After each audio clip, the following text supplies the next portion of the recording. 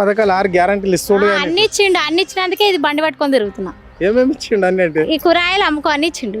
అంతేనా? బండి ఇచ్చిండా? బండి ఇచ్చిండు. కూరగాయలు అమ్ముకొని గలిగలి తిరిగానే ఇచ్చిండు. గ్రూప్లలో ఉన్నావా? ఏది లేదు. బతుకమ్మ చీరలు అన్నారు, బతుకమ్మ చీరలు ఇలా ఏది ఇలా ఇంతవరకు. ఎందుకు ఆయన వచ్చి వేస్ట్. కేసీఆర్ బెటర్. ఎందుకు వేస్ట్ అమ్మా? ఇంటి మంచి పథకాలు ఇస్తున్నాడు. ఇంట్లో వస్తే జాగ ఉన్నా లేకున్నా నువ్వు ఇల్లు ఇస్తున్నావు.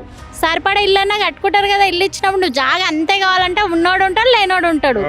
నువ్వు అంతకి ఎంతున్నా నువ్వు ఇస్తున్నప్పుడు ఇచ్చేసేయాలి. జాగలేదని ఎందుకు ఆపేసినావు? ఇంకా నువ్వు ఇచ్చేం లాభం. నీకోసం మళ్ళీ జాగ కొనాలి, ఇల్లు కట్టుకోవాలా? ఇంకా నువ్వు ఇచ్చేం లాభం చెప్పు. ఇవ్వకుండా ఉంటే అయిపోతుంది. అంతే కదా మరి. మళ్ళీ నేనే గెలిచేది, మహిళలంతా నా వైపే ఉన్నారు. 1 కోటి మంది మహిళలను ఈసారి పోతాడు పక్కా పోతాడు. అంతేనా? అంతే. అందరూ ముసలాళ్ళకి పింఛన్లు ఇస్తలేడు. 6 గ్యారెంటీ అన్నాడు. ఏం చేసిండు? ఓన్లీ బస్సు పెట్టిండు. బస్సులో ఎప్పుడు తిరుగుతూనే ఉంటారా? పనులు పాటలు చేసుకోకుండా ఆడోళ్ళు పని చేసుకుంటేనే కదా వచ్చేది. బస్సు పెడితే బస్సు తిరగనీకనే పెట్టిండు ఆయన. అందుకే ఏ పథకాలకే సేవ్ అవుతుంది.